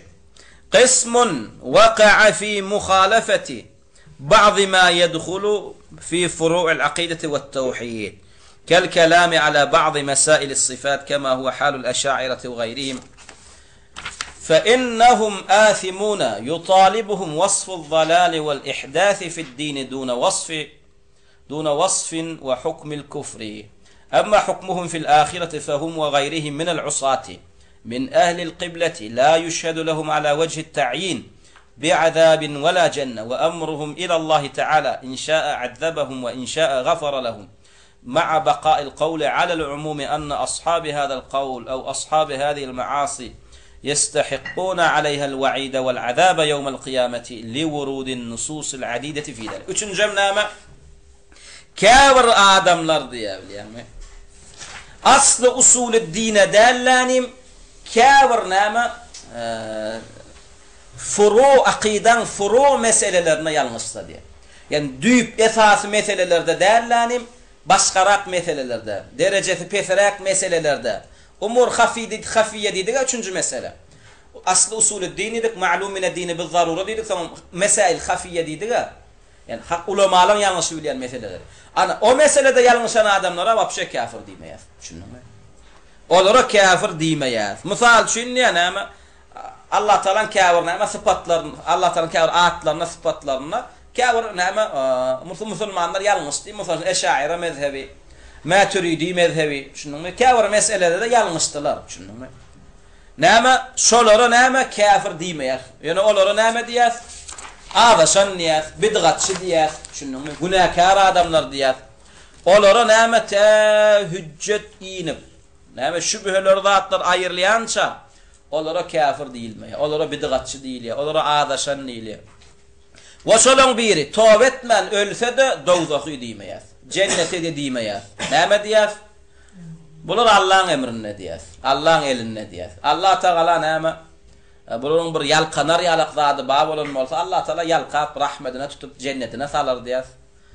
Ýoksa hem näme adylyna görä näme şu adylyna tutsa Allah Taala eden günahlarına görä ýakyp dowzaga salýar diýär. Ýa-ni umur hafiyede, mesail hafiyede alimler ýalňyş biljek meseleler. Mesela Allah Taala'nın sıfatlaryna degişli kafir zatlar. Düşündüňmi? Ya kafir misal üçin kıyamatyň alamatyna degişli kafir zatlar, ya misal üçin fıkha degişli kafir zatlar, düşündüňmi? Yalňyşda bir adam oňa näme kafir diýilmeýär. Bidgatçy diýer, adaşan niýeler, ýöne kafir diýmeýär. Emma dördüncü surati. Emma men yaqa'u fi hada an-naw'i min al-mukhalafati an ta'wilin aw ijtihadin mu'tabar aw jahlun mu'zar fa innahu la yutalibuhu bi'aynihi wasf ad-dhalal wal-ihdath fi ad-din wa in kana al-fi'lu dhatuhu huwa min ad-dhalal wal-ihdath حتى تقوم عليه الحجة الشرعية التي تدفع عنه العجز في إدراك مراد الشارع فيما قد خالف فيه. إنه يعني üçüncü suratında näme diýdik? Käbir adam ýalňyşdy, näme? Yani umur hafiýa düşüp. Oňa näme diýdik? Adaşan bidgatçy diýdik. Ma dördüncüm edil şo ýalňyşlyklar, ýöne käbir alim näme? Bir ayete ýalňyş düşünýän sebäp bil ýalňyşdy. Şunu. Bir ayete ters düşündi. Haqqı özledi. Ödem haqiqi İslam'a hizmet eden ulamalardan. Yani yanlışıp näme Eş'ari'nin kafir bidgatyna düşdiler. Olara näme bidgatçam diýmeýär. Düşündüňmi? Diňe şu meselede yanlışdy diýär. Düşündüňmi? Olara bidgatçam diýmeýär. Emma üçüncü meselede biri haqqı wezapdarla umumi men eş'ari men maturidi diýip näme hafi meselelere düşdi. Ýalňyş diýip, mubtadi' diýip, bidgatçy diýip. Emma gördük bakdyk. Käbir adam çyndanam näme haq dürüýdüp, ýalňyşyp näme ýa-ni mesail hafiýelerde näme haqqa ters gitdi. Olara bidgatçam diýmeýär. Adaşanam diýmeýär. Olara näme diýär? Şu gurrunlary ýalňyş gurrun diýär. Şulan şu aýdanlary batyl gurrun. Emma özlerine rahimahullah diýär. Şunu hatta bidgatçam diýmeýär. Mysal üçin İmam en-Nevewi Muslim şerhadan, İbn Hajar rahimahullah Buhariň şerhatdy. Eden zatlar näme? Ýalňyşdylar. Allah'tan kerahatlaryna, sıfatlaryna ýalňyşdylar. Şunu ýöne olar käbir ayete hadise ters düşündiler. Şurada hakdyr öýtdiler. Şunuňmy? İçtihad etdiler. Bulara näme diýär? Hatta bidgatçam diýmeýär. Ähli sünnet we cemaat ulamalar diýär. Emma şu meselede Eşa'iran sözünnidiler. Şu meselede diňe ýalňyşdy diýär. Düşündiňizmi? Endi şunluk bilen näme? Ýani nähilek meselede ýalňyşda bagyşlanýar, nähilek meselede ýalňyşda bagyşlanýar. We nähilek halla adam ýalňyşda bagyşlaýar, we nähilek halla ýalňyşda bagyşlamaýar. Şolaň nämelerini aýtdyk, tapawutlaryny aýtdyk. Mysal üçin asly usulüddinne ýalňyşan adam düýbünden näme bagyşlananak. Bu dünýäsinde hiç de bagyşlananak, düşündiňmi? Asly usulüddinne ýalňyşan adam bu dünýäsinde hiç de bagyşlananak, baryna kafir diýär. Emma hak yetmesinden ýalňyş asly usulüddinne de ahiretine näme diýär? Kafiri bagyşlanýar, kafiri bagyşlanmaýar diýär. Emma ma'lum min ed-dini biz-zarurada näme diýdik? Musulmanlaryň arasynda öňe bersen, ilma ýetibilýän, haqqy tapybilýän adam ýalňyşdymy? Buňa kafir diýär, hüjjet ýindirmesinden. Emma täze giren islama, ya dinin, ilmiň ulamalaryň ýok ýerine öňe bersen adam, bu ma'lum min ed-dini biz-zarurada ýalňyşdyda da. Näme diýen zadyna küfür, etýän zadyna küfür diýär, emma özüne kafir diýmese, aýtýança etýänçä. Emma üçüncü meselede umur hafiyyede ulamaların ýalňyşy bilýän, käbir ulamalarda ulamaların ýanyna käbir anyk açylmadyk meselelerde ýalňyşda ona hiç hem näme kafir diýmeýär, hatda käbir haqqy wezlap ýalňyşda bidgatçam diýmeýär. Düşündiňmi? Ölse de, öläýse de kafirim diýmeýär, hatda dowdahy da diýmeýär. Tawba etmän ölse de. Şunlukmy olanlar? Wallahu ta'ala a'la wa a'lam. Assalamu alaikum wa rahmatullahi wa barakatuh.